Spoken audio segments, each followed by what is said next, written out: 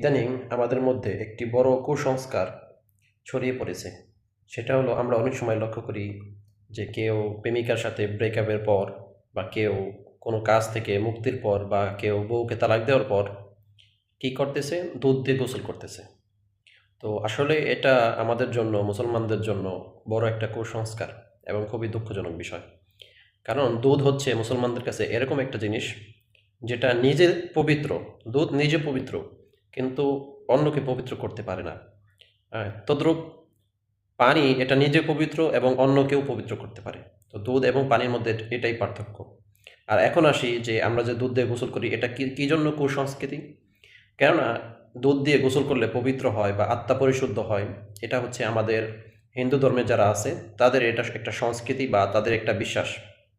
এটা ভারতের বিভিন্ন জায়গায় এর প্রচলন আছে। সুতরাং মুসলমানদের বিশ্বাস এটা হতে পারে না যে দুধ দিয়ে গোসল